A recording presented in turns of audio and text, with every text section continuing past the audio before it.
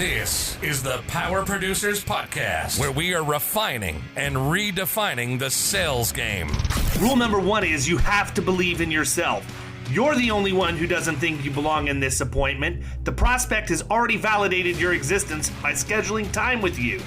Get it through your head you belong here, go in there, crush it, and close the deal. A place where sales professionals can come to learn from other sales professionals and thought leaders that have mastered their craft. The difference between a good salesperson and a best-in-class salesperson is only 2 minutes. By spending an extra 2 minutes on what you might think is a mundane task in the sales game, you separate yourselves from the pack, you grow your book of business, you close more deals, and you retain your accounts. As well as their peers who are still striving for perfection to achieve their why. I have a wife and 4 kids. Failure is not an option. Real sales professionals, real stories, real results. Are you ready to feel the power? What is up, everybody? I am coming to you solo today because, well, not solo, I got a guest, but Kyle realized very quickly when we were in sales meeting that he was not going to get a word in edgewise on this podcast. Just no chance whatsoever. We all have our roles, and marketing is not one of his, so he would have been absolutely miserable on here. Not because the content's going to be bad. I think the content's going to be awesome, but I've actually got 3 guests today, and it's kind of cool because I've talked to all of them on a somewhat regular basis, and we just had Nick on the podcast not that long ago, but I wanted to have him back on because Dan Mory, Patrick McBride have joined Nick Barry at TechMarketer, and they are ready to launch this thing and do some pretty cool stuff. And, you know, I'll just go ahead and throw it out there. There's a lot of companies out there that say they're marketers, but there's also a lot of business owners who say they're entrepreneurs. Just because you call yourself something doesn't make it true. And these guys right here are the real deal. I know because out of the 3 of you, I know McBride probably the best, and we have very candid conversations. And I had no clue you were even thinking about doing this. So I know, that it wasn't BS. We were talking about theory, philosophy, all that, and we're pretty much in alignment on that. So welcome to Power Producers, both of you, Patrick and Nick. This is the second appearance. Dan, first time. Hey, Patrick J. Hey. I love that meme from Goodfellas. Yeah. Just don't tell me to get my shine box and we'll be all right. Yeah. Dude, I could watch that movie literally. That one in A Few Good Men, for whatever reason, every time they're on, I will at least watch a portion of it because they're both so quotable. Sure. So where do we want to start this thing, man? I mean, I don't know. Maybe we start with you, Nick. You had TechMarketer like a month ago when we interviewed you, and you were by yourself. And now you got 2 buddies that are on the ride with you. I'm afraid to take 2 weeks off and come back and you've got 4 more. Yeah. So the idea behind TechMarketer has always been to provide this automation services thing. That's been in my brain for 4 years. Just working with insurance agencies, working in the tech space, and seeing the struggles they have. I've just been like, oh, this is painful, but I want to do this for them, but I've never had the capacity. And like, I know most of the tech systems, and I know Zapier really, really well, probably better than 90% of the people in the industry. My problem was I did not have the operational and agency side knowledge to do it. Patrick and I started talking about doing this last summer, and I was like, listen, this needs to exist. We need to do it. But I was like, I don't have the, Patrick's running an insurance agency. I work for this company. I know this needs to exist, but I don't have the capacity to do it. And I don't have the agency owner operational side of things. So a few weeks ago, I knew Dan was looking for something, and I said, Patrick and I were on a call, and I just said, I have a genius idea outside of my normal dumb ideas. I said, we need to bring Dan in on the automation services. This was one of those eyes locked across the rooms, and we knew exactly what we're thinking. He's like, I've got a genius idea. And he says, Dan Mory.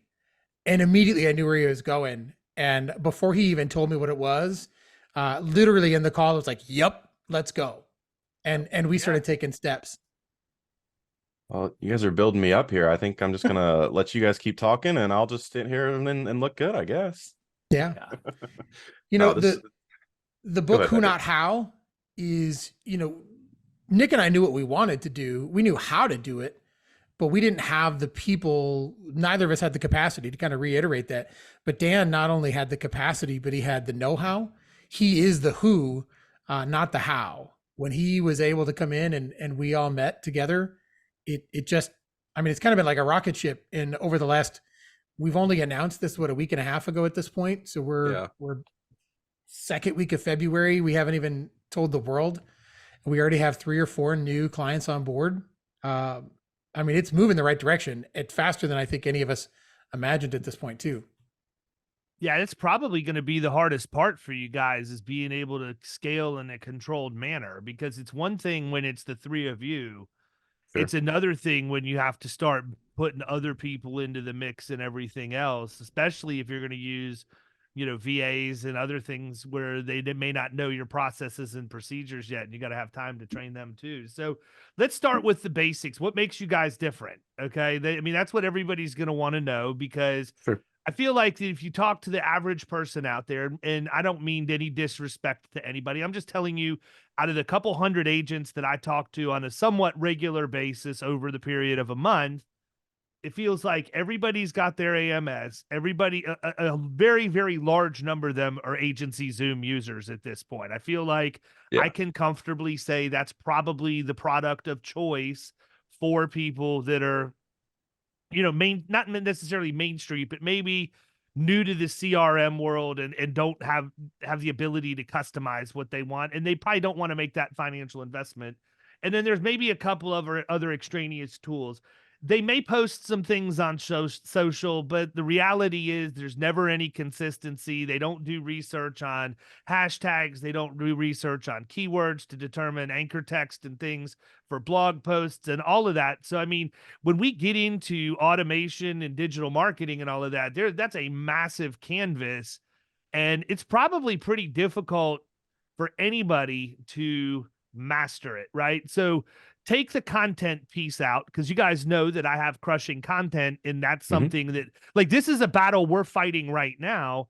And the way that I've gone about it is I've got a team of 8 VAs at this point, and I've challenged each one of them to become an expert on one thing, and then have an understudy that can be their backup if they're out on vacation. But we have an Instagram specialist, we have a TikTok specialist, and we go right down the line, and even have in-house graphics at this point, which is awesome, which is why right before we jumped on, I got logo renderings back, because I'm taking this guy for a test drive on my own stuff before I start making him available to the world. But it's been a long process, fellas. Like I didn't just hire 8 VAs and say, "Oh, you're an expert. You're an expert. Everybody's." No, we have to teach them what we want and what our standards are, and make sure we validate that they actually really are good at what it is that they do.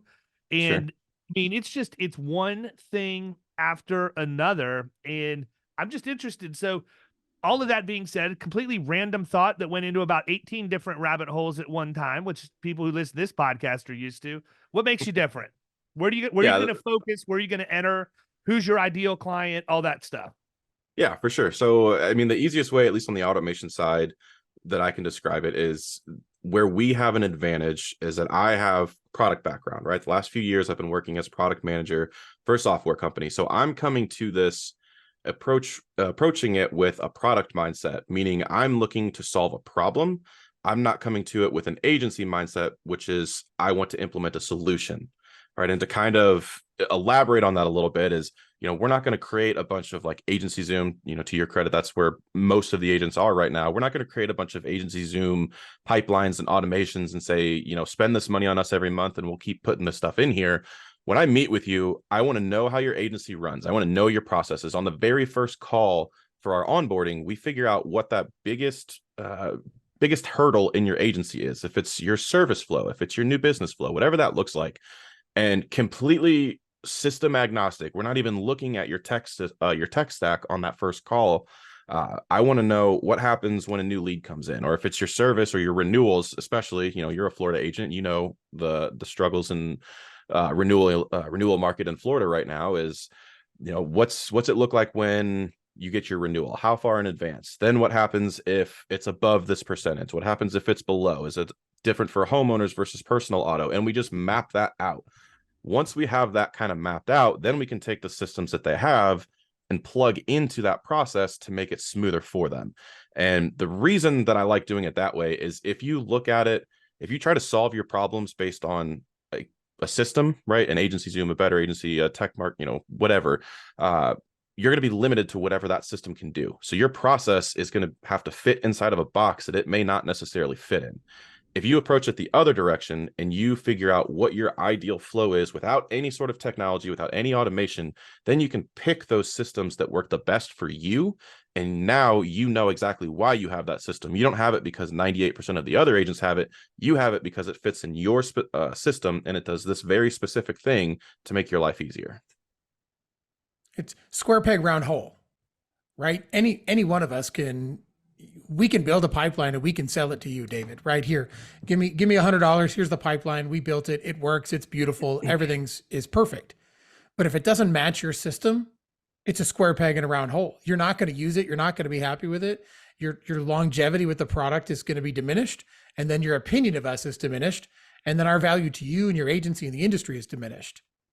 If we look at who you are and who your agency is, what your process is, how you're solving problems for your clients, what solutions you bring and you provide, all we have to do is take that and digitize it. Essentially, we're taking your process and we're building it out in a boutique fashion, not so much in a canned, here's a pipeline, here's how you use it approach, which that all has a place.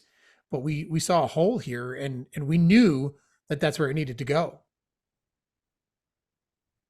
So listening to Dan talk, McBride, I mean, does that sound familiar? Have you heard of that sales approach anywhere before? I mean, you're basically doing the same thing that I do and that I teach, just applying it to a different service, right? And I think it blows my mind because I feel like when people learn that and they take the time to really master it, that sales becomes so much easier because it takes the pressure off of trying to sell something to somebody and you're actually just asking questions to learn about them. What a novel concept. And I mean, I think, but to be honest with you, I think that that's probably maybe a little bit of a disconnect between me and the actual producers that I work with sometimes, because I'll say, when you do this, this is really easy. This isn't that difficult or whatever. But to them, they're like, who is this idiot? I've been trying to sell now for 6 months and I can't get anything across the finish line. And so they automatically take their personal experience, but translate that into your approach. And my approach is so different from what the average quote and hope agency does that they really have to commit to it and take a little bit of a leap of faith. But I mean, what really blows my mind is I can take somebody with no sales experience in an agency whatsoever, and I can get them up and running to a really nice revenue amount much, much faster than having to brainwash an old dog and teach them new tricks. We've got a dude in Killing Commercial, Chris Bollig, right now that I work with him. He is an ex-carrier side guy, but not in sales, and by degree is an engineer. And he basically said, this is insurance omakase, man. I'm putting myself into your hands. You do what you will with me. And he listens to everything I say. And there's times where he'll push back and say, I think I need to tweak this a little bit. And I'm not too proud. Like, he's actually right in the majority of those circumstances. Some of them maybe not. And I need to let him stub his toe, but that's okay. But the bottom line is the dude is like literally following processes to the letter. And he's outwriting business. His agency launched 1 month ago on January 1st, and he's got probably close to 50,000 in revenue in the hopper right now. Wow. And it just launched. Crazy. Yeah, it's amazing what happens when you ask why instead of trying to put your and that's the whole thing, Dan. I mean, you may have heard me say it before, but that's what I think. That's what I talk about agents all the time. They're so focused on selling a product when all they have to do is solve a problem. That's it. And when you solve a problem, what do? You don't go in with the solution in mind first, not if you're a good problem solver. You ask Right. diagnostic questions to figure out exactly what's happening, to triangulate where you're needed most. And then you figure out from a prioritization standpoint, creating the hierarchy of when you're going to attack these things. You know, we actually just had that. I'm going to change this to commercial a little bit. We had that same conversation on our agency this morning. Part of our smart cycle process, we went through the entire process of reaching out, prospecting, and going through the whole nine. The client said maybe later. Randomly on a drip campaign email, she responded, said, "Here's all my stuff. My renewal is this day. Put something together." We put it all together. We asked all the questions. We have a proposal. And talking with our producer this morning, she's like, "Okay, I got the numbers ready." I said, "Great. They're irrelevant until after we have these conversations. Can you answer these questions?" And she said, "No." So great. So when we do this, the last half of the conversation is about the product and the premium. The first half of the conversation is all about what their process is and all the indications of what these numbers represent. And we take that same conversation from the insurance and the commercial side, and even, commercial specifically, because that's where our agency is focused. But we take that same process and we deployed it. Actually, last week we were in Kansas City. I spent the weekend with 4 other agency owners, and we showed them how to automate their own tech stacks and how to do these things for themselves. And we watched them and we asked the questions: why are you doing it this way? What's next in the process? Why are you doing that process this way? And you just saw each and every agency owner, you just saw their mind click. There was a point, I mean, there were tears. Some agents cried, some agents got mad, some slammed their laptops down because they couldn't get it. Maybe I'm a terrible teacher, which is why Dan's here, because I'm definitely a doer, not a teacher. But we watched these agents go through the process and understand why they were doing it. And we just kept asking the question, but why, but why, but why? And they finally got down to the core of what they were looking for. And when you can understand that core, you just saw the light click, literally like just this physical light, shining above their heads, that all of a sudden they were able to take the next steps and knew exactly where they wanted to go with it. Whether they had the capability to do it themselves or not, that's where we come in. We'll walk you through the process. We'll help you get to the core of who you are as an agency. What's your messaging strategy? What's your cadence? What's your frequency? What's your rhythm? How professional are you? How casual are you? Do you say hi, hello, or hey? That's all in your messaging strategy, and that has to be consistent. And that's part of that understanding who you are to help you provide the solution, not make the product fit you. We're going to find a solution that fits. Products are agnostic. Yeah, I agree. I think, that again, that holds true for pretty much any sales role, man. Like my first job was in sporting goods. Okay. Not necessarily the bicycle industry, but sporting goods.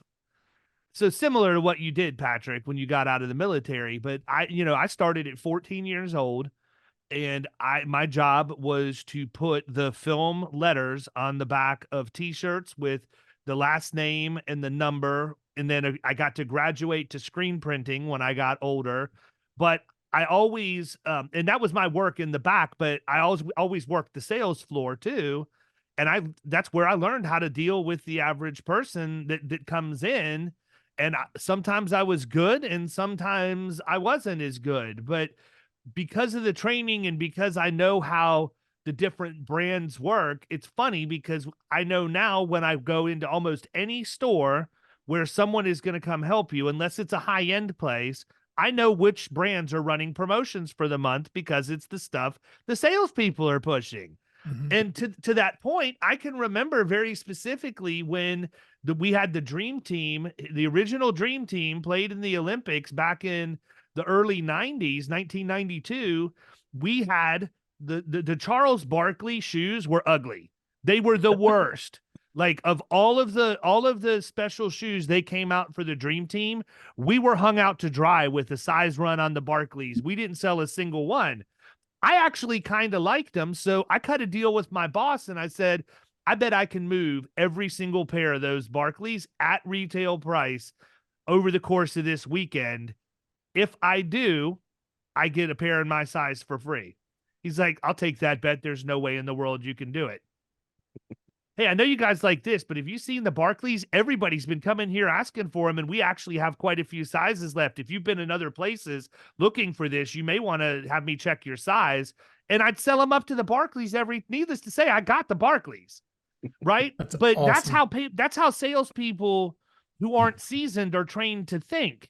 They think with what's going to benefit me, what's going to get the money in my pocket, and or what's going to get me to get this deal closed and move on to the next one as quickly as I can. And that's why I feel like you hear a lot of people griping about going through the renewal process and having retention issues and everything else. I've always heard that retention starts at onboarding. As soon as you onboard a new client, Yes. that's when your retention starts. And I just don't think a lot of people think that way. They don't. I've seen the system. I've seen their systems.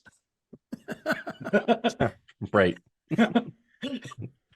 I've seen their email marketing products or campaigns, and I've seen their text message campaigns, and it's not. It's all about, typically it's what benefits the agency, not what benefits a customer.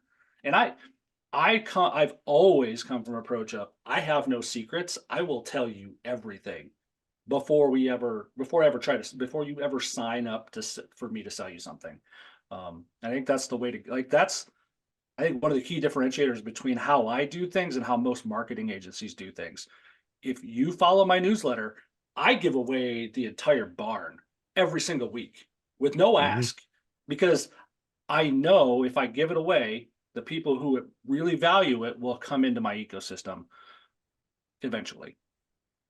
Yeah, that's the Well, thing the other thing Oh, is go ahead, they'll know what they don't know. Like Yeah. if you give away the whole, I can literally tell everybody, oh no, when we go out and close an account, this is exactly what we do. These are the steps we take. And if you wanted me to show you how, I'm happy to jump on a call, but I can't explain my process to somebody in a 30-minute Zoom meeting, especially if I'm going to put pre-injury management and return to work and all of the other stuff in place that we execute once we bring somebody on board. So I've always been of the abundance mindset. I mean, I think that's back when we called it social media marketing, when it first came out, that's what the entire concept was. Come from a place of abundance, share your knowledge, you'll gain authority. People will look at you as a subject matter expert and authority in your brand and your position, and they'll gravitate toward you. And that's how you get followers and connections and all of that. And over time, when you've done that, then when it's time to monetize, you'll be able to monetize that, and it's it's similar to what I've done with Killing Commercial, but not necessarily 100%. But I've always heard if you build the community, you need to build the community first and then introduce the product. Because if you wait and if you introduce the product first, then the intent of the group or whatever your ecosystem is revealed very, very early. I think that if you build the community first and you build the loyalty and you establish yourself as a thought leader or a subject matter expert, when the time comes to introduce the product, it's just a natural thing because people have been asking you for so long at that time. Yep. Right? Like Killing Commercial wasn't something that, like, I can promise you, man, David Lefevre as my witness, he knows. Like he knows when I get in the zone that it's getting ready to be a real wild ride for him for a while, because I just say, here's what I'm thinking of, go do it in HubSpot. But Killing Commercial was something I'd put off for years. I never really thought about it, but people had asked me, would you work with agencies? Would you work with producers? And then when I went out to San Diego and spoke, and I saw how many people wanted to hear about this stuff, and they came up and talked to me, I was like, I got to do something about this. So I had no minimum viable product or anything, man. I just did a post on my Facebook page, and the first 25 agencies were in 48 hours. And I'm like, holy crap, Lefevre, we better build something pretty quick. So put up the learning management system. I mean, I was doing everything I could. I was coming in early, staying late, recording video, editing stuff. And, we threw something together, but, looking back on it, absolutely not the right way to do it. It just happened to work out. Yeah, I honestly, to me, the biggest problem in the insurance side is vendors gatekeeping information. Like, it drives me absolutely crazy if you have something that can solve a problem for somebody and you're, hey, pay me $500, like Patrick said, and here's this pipeline from Agency Zoom, or here's this automation cycle, or whatever it is.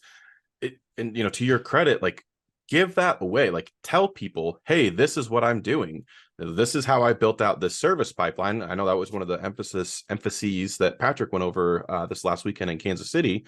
It was like, hey, here's the service pipeline. This is what we're doing. This is how it works for us.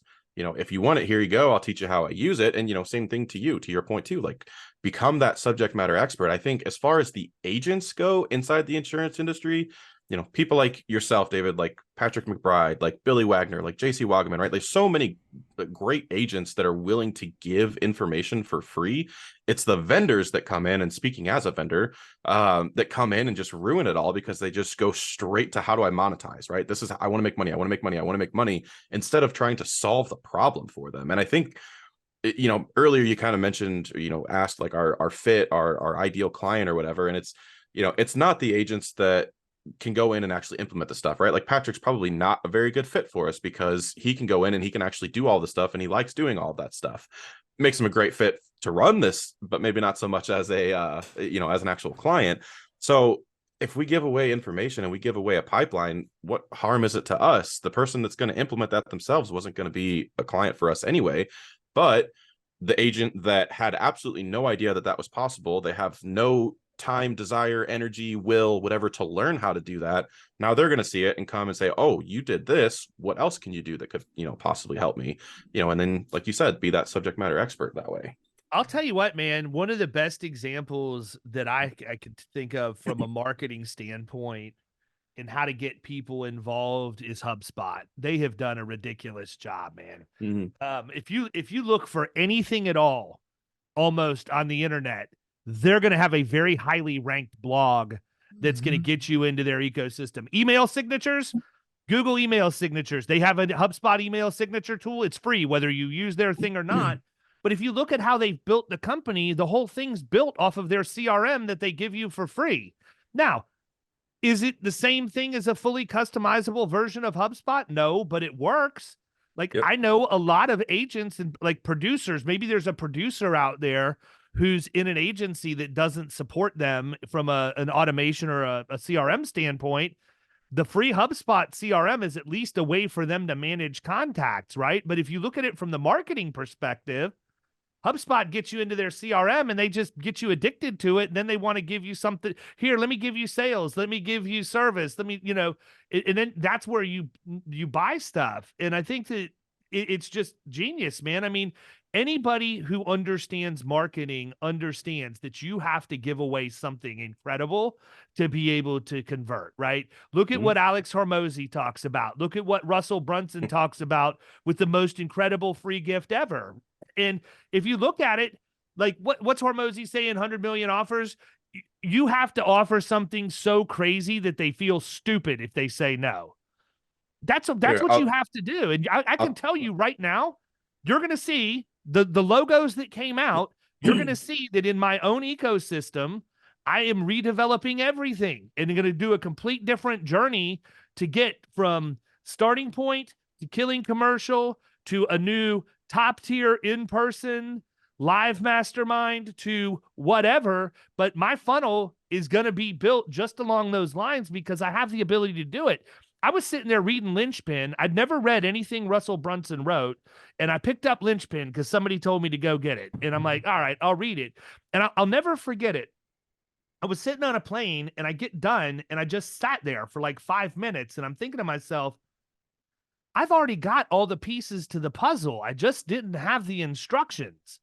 And I told Andrea, I said, this is going to change everything for how this whole thing works at this point, because I just know, like, this is one of the times where I've got a feeling and I know that the feeling is right. And she said, well, how can you be so certain? I said, because I grew up playing with Legos when you just had like, I remember my Legos were in one of those old plastic 5-quart ice cream buckets that my mom washed out after we got done with the ice cream. And it was a great place to store the Legos. I didn't have instructions. I just built crap with it, right? But now with my kids, they have step-by-step instructions. I can blow through Legos and actually make it look like what it's supposed to look like. So from my perspective, I've had every ounce of what I need to put this strategy in place for my own stuff. I just didn't have the roadmap to do it. And then I read that book. You got me, Brunson. You got me. I knew you were going to get me. You still got me. I went back and I bought the other box set of his first 3 books. And then I picked up the 2 books from Alex Hormozy, and I'm reading this stuff, and it's like, this is all 100% legit, basically saying very similar things, just with a different flavor to it. But I mean, I think it's really, really interesting when you look at those things. I think that actually proves almost to the contrary, Dan wrong on me not being the perfect customer, because all of those pieces will tell you, I know how to do it. And I know how to do it because people like David gave it away. I listened to your podcast for how many years before you and I ever had a conversation, before I jumped in. I knew the core of what Killing Commercial offered. The community, the training is incredible. The community is uncomprehendable. Let's put it that way. And you know what? I appreciate you saying that, because it means nothing when I say it to somebody, because I feel like they think that I'm supposed to.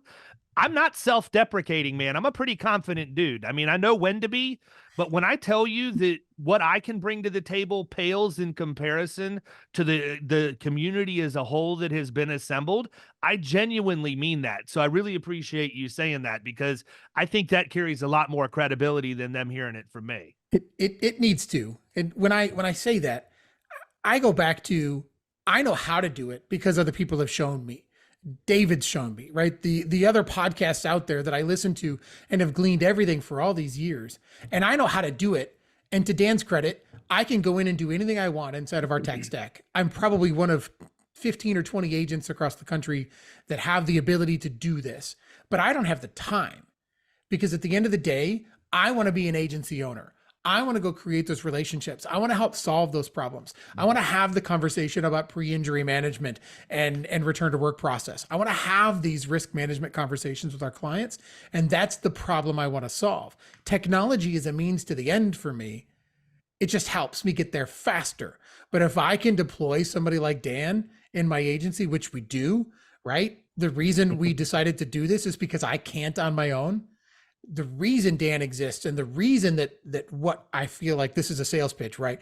The reason I feel like what we offer is so valuable is because I know what I want, and I can say, "Hey Dan, here's what I want," and Dan's going to understand it from not only a solution based, but from the products that we deploy. He's going to be able to connect those dots and help me get there. So I might not be that top tier customer where I need the full time CTO, but Dan, I'm an automation package expert where I like, hey, this is what I need.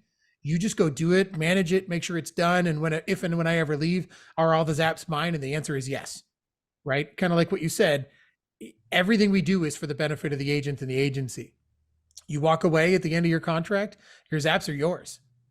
Everything we've ever built, it's all yours. That's not gate kept on our end. We made I think our first official call, Nick probably claimed it or coined it. Our first official call was, when in doubt, err on the side of the agent. If we do right to the agent, if we do right to the agency owner, we can't go wrong 99.9% of the time. Yeah, no, I agree with you, man. And I think part of it too is we're proud people, as business owners, as producers. That's just who we are. It's one of the reasons that we're able to be somewhat successful. And I think that people have a hard time admitting when things aren't always 100% right either. We've had Carrie Wallace on the podcast. We've had the people from Agency CFO on the podcast. And I can tell you the things that you hear when they go in, they don't, number one, let me be very clear. They don't share stories about agencies that they go in, but speaking on the podcast in broad strokes, it's like people know they need their help, but we make it weird. Like we don't share what's wrong. We don't share all the things we've screwed up that led us to reaching out to them. So how are they really supposed to help you, right? And I think that, from my perspective, I can gain trust pretty quickly just because I've had a lot of life experience, just because I sleep 4 hours a day. So like I always do things outside of insurance that push me forward. Like we were talking about it in sales meeting today. Black Friday on a whim, I just decided that I wanted to learn a new language every year. So I bought the lifetime subscription to Babbel on a Black Friday deal. And every night for 30 or 45 minutes since Black Friday, I've been going through their Spanish curriculum And I Nice. took 4 years of Spanish in high school, so it comes back to me relatively quickly. But, we're 2.5 months removed from Black Friday, and I could go have a conversation in Mexico right now with no problem, as long as it was surface level and involved the things that I would be there for. I'm not going to ask somebody to give me the finer points of neurosurgery in Spanish or anything like that. But, I've learned it, and I'll continue to do that until I'm fluent across the board, and I can get all my conjugation right and everything else. But that's how I'm wired, man. Like I'm never going to slow down. Even if I'm bored with the insurance thing, that's fine. I'll do that during the day like I'm supposed to. But now tonight I'm going to go do this. Like Grayson's into the UFC. We watch all the UFC events, but he didn't get into it until the last couple of years. I've been watching it since UFC 1. So now we decided we'll get Fight Pass and we'll go back and start at 1, and we're going to watch every event all the way up until he started watching, so he understands the history of it. Boy, you want to talk about a rabbit hole? Go watch that. Go watch Yeah. like the like inside the first 10 when there weren't really any rules. And Yeah. but No but weight the thing classes. is, no weight classes. And the thing that's crazy is until I went back and watched them, I didn't realize how little technique these people really had. Like they were the master of one craft, but to see how that sport has evolved over the last 25 years and where it is today, where guys Right. can be strikers and grapplers and submission people versus there were guys, if you got on the ground in the first 5 UFCs, you were done. Like you tapped just because you got put down. Yeah, back when Royce Gracie wasn't a household name, and he didn't have a dojo named after him at every street corner. Man, Yeah, and he knew how to choke you using his gi. He didn't even have to get you in a rear naked choke. Yeah, Right. Like it's crazy.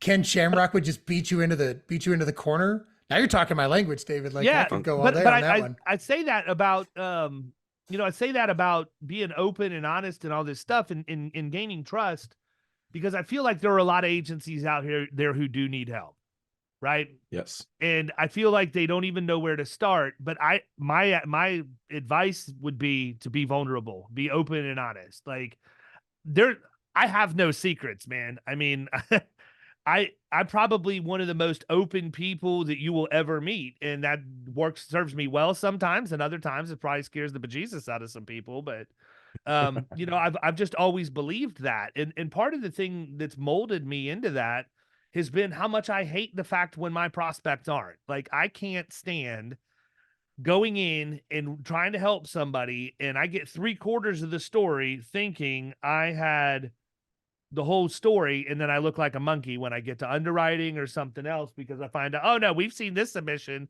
the last 13 years in a row. Did they tell you about this? Well, no, they didn't, and now I look like an idiot, right? And so I feel like, where I was going with the Kerry Wallace and the agency CFO and all of that is that's the most sensitive thing in your agency. Marketing is not. Like there's nothing to be embarrassed about. Be quite honest with you.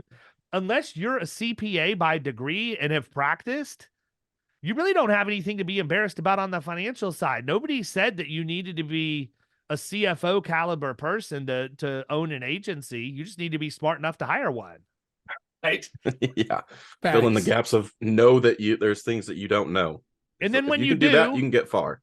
Yeah, and then when you do, give them the whole story. Tell them, like, look, they know you're going to lunch on the debit card and it's not a business expense. Just be honest about it.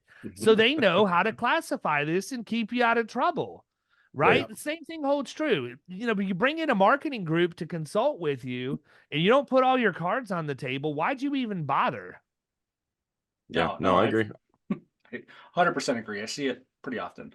I don't know. Patrick can attest to this. I've been avoiding client service business for 2 years, but it got to a point to where I literally just said this winter or last fall. I was like, I have to do it. I have to do it because the industry needs it, because there's nobody I feel in good conscience I can refer agents that I trust my name behind to go do this work. And then it just made sense. Like, oh, I need to bring Dan in. We need to build this automation service because it needs to exist, because just from my experience in these software companies, like trying to help agents connect their systems and just get in front of it, like, hey, listen, These are the systems you need. I can't do this for you because I have this other thing, this job. So I need so at this point I was like, we just need to build it. We just need to make it. And when I sit on the phone or I sit on Zooms 2 to 3 times a week, every week for probably the last 6 to 9 months, in my agency's infancy, still spending that time with agents, walking them through technique and capabilities and what they can do with technology and Zapier. And I am by no means the industry expert. My mind works very uniquely in how I can see and the contingencies and the nuance of A to B to Q and how those look different. Having the ability to do that, we built the community around. I mean, very similar to what you talk about, David. Like Nick and I have 100%. We have the community. We know what's going on. We have our thumb on the pulse of what happened. And when Dan, again, that eyes matched across the internet, right? We suddenly like, Dan, like we know who the pretty one is now. It's definitely me because Dan's not taking me off of that throne. But when we sit here and we talk about the community, we know that people are looking for it because they're asking. And they're asking us because they trust us, not because we have a product or a solution in mind. They trust us because of what we've done and what we've said and what we've been able to give away. And that won't stop. I had a call even earlier this afternoon or early this morning with another agent who asked questions on how to use specific systems. That information's not proprietary, right? No. The work is not sacred. What we do isn't a secret. But the ability to do it at the level we do, at the consistency we do, that's what we're hoping that we can start to shift and change around in the industry a little bit. Yeah, and the other thing that I hope you guys shift in the industry is to keep agents from being so freaking cheap, man, and making sure they understand, what it takes to actually do the job the right way. Because I run into this all the time. I don't know if anybody else on here uses Advisor Evolved and local traffic marketing, but I use Chris for my websites and I use local traffic marketing for our paid ad stuff. And we've been very happy. And as a result, I've told Chris, anytime that you have an agent that is on the fence or isn't sure what they want to do, feel free to have them reach out to me and I'll walk them through what they need to know. Now, I do this mainly because I don't have a dog in the hunt. I can say whatever I want to that person and they can hate me for it, but it's not going to cost Chris a deal, if I piss them off, because I'm going to poke them. I'm going to poke them right in the nose and tell them exactly what they need to hear. But, I tell, and this is the advice that I give, and I'm going to show you how I bring it back around because I think it's going to become applicable to you guys in your sales process.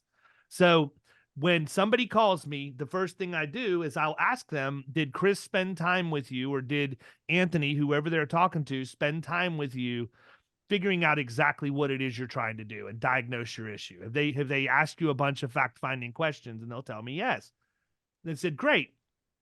So have they come back to you with their recommendation yet? And usually they haven't. And that's by design because I want to talk to them before they do.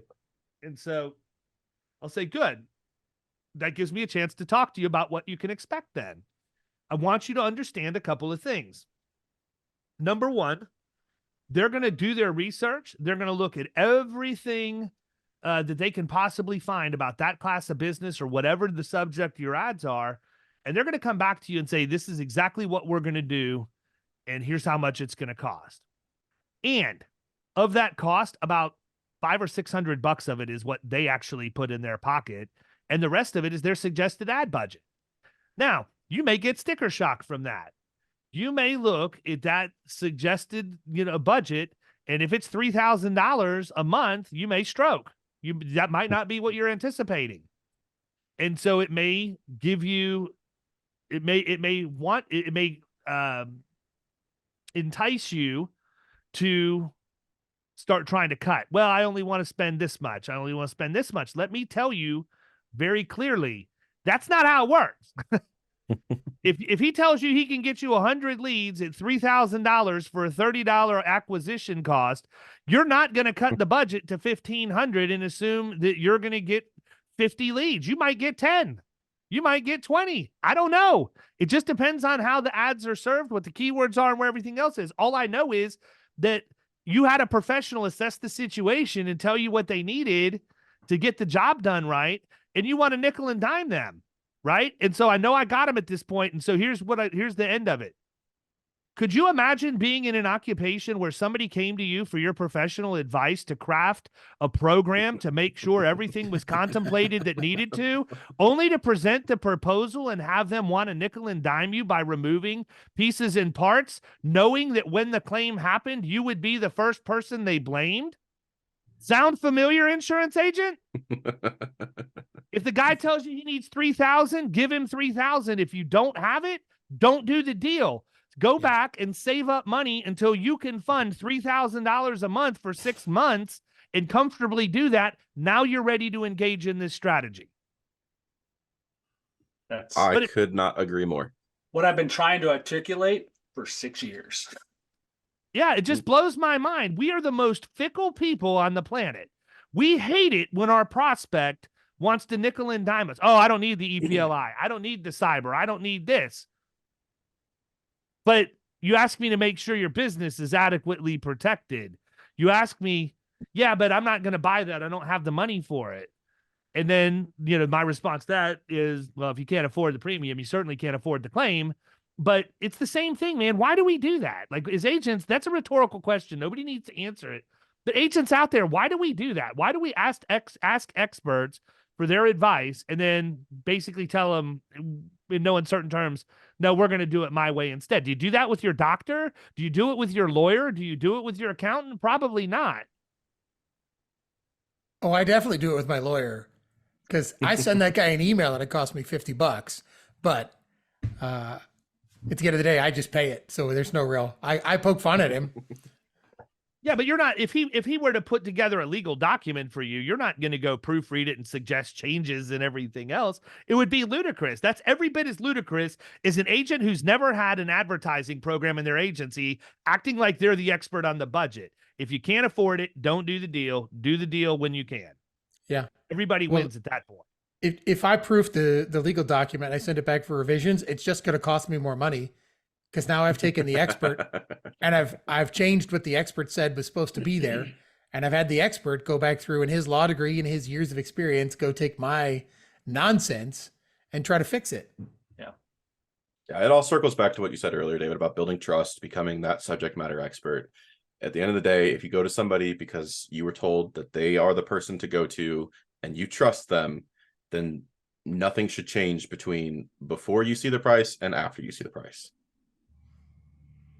One thing I was going to ask you is this. I think that it would be beneficial for everybody listening. What are the problems that you're solving right now? Like, give some examples of some problems that you said you brought three clients in already. What are the problems you're going to solve for them so that people listening have an idea?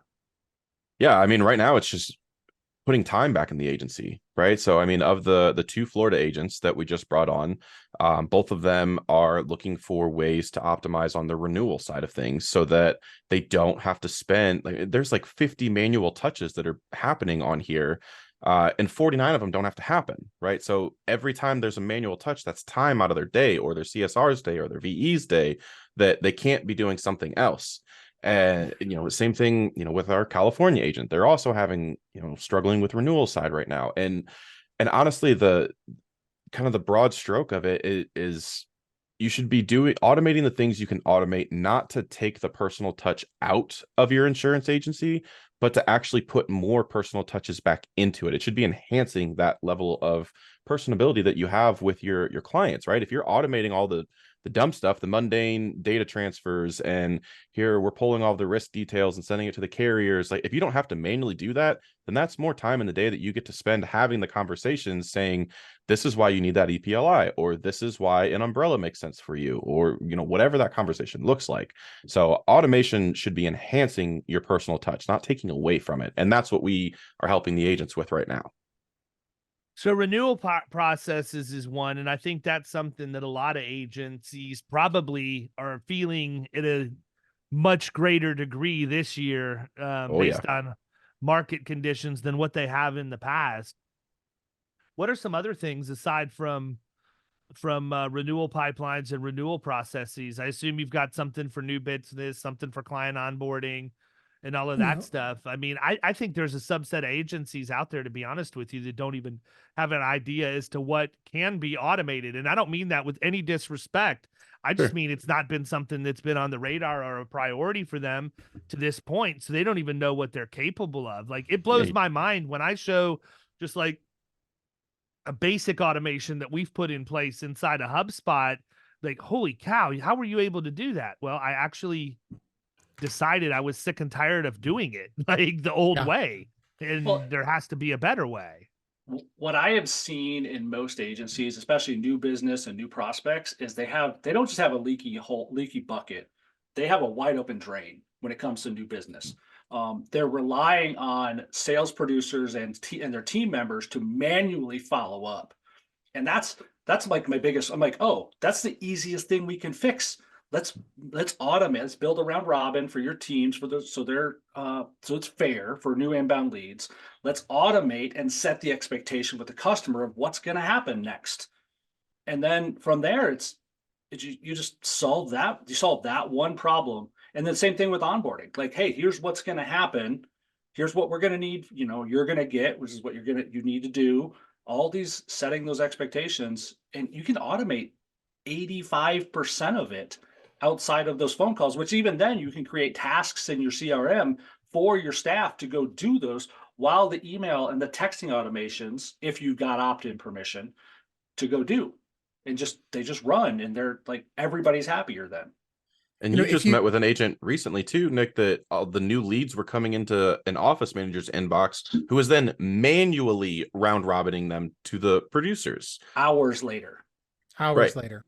So your lead velocity goes down. So, I mean, new business is obviously something that everyone needs to worry about. And if you're not, you're clearly in a different world than I am as a 2-year-old independent agent. Outside of new business, there are only 5 times that we interact with our customers. So outside of the sales process, prospecting, win back, I mean, that's that same, we're trying to earn your business. You have onboarding, which really only happens once. Claims, service, and renewals. That's it. We only talk, as an agency, we only talk to our customers 5 times, including onboarding, sales, renewals, claims. That's it.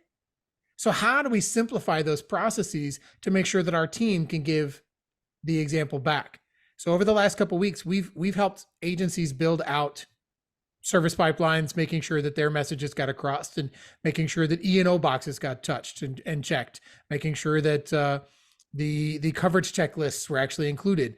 We've helped folks simplify and build out a telemarketing pipeline for commercial sales, making sure that everything goes in and content goes out, that there's smart cycles engaged, and there's now dipping into killing commercial stuff now that there's a 12-month solicitation cycle that cycles back in after that first section of calls, and it smart cycles back out on another date later on. These are all pieces where if we can simplify the onboarding process or simplify the sales process, when you get that phone call, you could spend more time with the customer. When the sales call comes in, you have exactly what needs to happen. Your team knows what's going on. We can put that VE in, you can put that VE in your office, and we can just reassign that task to an assignment group, to an unlicensed VE, instead of the licensed staff that's taking $15, $20, $25 an hour, because we set it up right on the front end. It's just a simple change on the back end, and now the right person gets automated that task and it gets done. And I'll tell you, man, what we're doing right now too, to add one pipeline to yours, is we created one for the risk management service delivery. So our service pipeline, we've got an insurance services thing, but we also have one for Abby to do the things she needs to do. And with all of the things we're doing with the producer game plans and the different very problem solving drip campaigns we've put out for people who need fleet safety or return to work. I did one this morning to create quality control manuals and programs for plumbers, because plumbers are having a hard time getting renewed here due to claims experience. And all of that stuff can go into that pipeline and live and work in concert with each other. And to your point, you just said you guys talk to your clients 5 times, roughly. And I know that that's not like an exact number, but we now have probably close to 24 touch points over the course of a policy period, if not more. And the reason we have that isn't because we're doing more work. We're actually pushing the work to the client to create the different sections and ultimately compile their manual. But the touch point is Abby following up to make sure they did it, and then also to make sure they understand what's coming up the following week. And she's golden, man. Like, I can promise you, she sets follow-ups to follow up with me about things. She's going to get it done. And it really, for me, as the owner of the agency, it makes it very easy for me to just look at a dashboard and know where any of this stuff is at any given time. And then I don't Yes. have to ask questions, right? But because all the automations are happening and everything else, she has the time to give the personal touch, which is what we want. You know, I'll give you one prime example of things that we've done in the past. We had a client, windstorm came through, blew a tree down on their house. The wife was supposed to be in the house working out in the home gym, and the picture I got was a tree in the gym as high, actually laying on top of the treadmill. So she wasn't at home. Her husband asked her to go somewhere, do something. She was mad at him. She called me and she was shaken because she was talking about how mad she was at her husband that he asked her to go to the store. And so she calls the office, files the claim. I'm on the phone with the claim with her. We file the claim in our system and make everything go. Before I got off the phone with her, our team was on the phone with the carrier, had filed the claim with the carrier, and was three-way conferencing that carrier in because of the automations and the sequence that happened. Our team got notified, the right people did their job, and all of those things. I got to be the resource, and I got to be the sounding board and have that relationship with our client where our team did everything else. And those are the simple things that happen every day. Those are the reasons that we do what we do. Well, the other thing too is it helps you measure the tasks. It shows you the volume of certain things you're doing. And, you know, this is one of the things that came out when Neon first came out, but agents should be able to have data to go to a carrier and say, look, Travelers, you're pushing me for more business. And by the way, disclaimer, I don't even have a contract with Travelers. That's why I picked them. So look, ABC Insurance Company, you know, we'd love to give you more business, but the problem is we're spending 73% more time on the accounts we put with you because it's more difficult to interface with your underwriters and systems. So if you'd like for us to give you more business, that would be great, but we need an additional 9 points in commission to make it worth our while so that we're hitting our numbers financially. Otherwise, it doesn't make sense to put business there. So it's crazy. If you're an agency and you're not using any automations at this point right now, at a bare minimum, you need to sign up for the newsletter and and read that. And that's going to show you how much you don't know. Then from there, get on a discovery call with these guys. Let them ask you the questions. I don't get a dime for telling you that. These guys are all three my friends. I wanted to have them on here just to simply let you guys know what was out there. And there's another option available. So I would highly encourage that. Go check out the website. Nick, you look like you got something you're dying to say. No, I'm just happy we were here. Get to be on here There twice we in a go. month. Yeah, that's pretty rare, man. So anyhow, well, listen, we're going to go ahead and wrap up. Everybody, we'll catch you next time. Thanks for tuning in. See ya.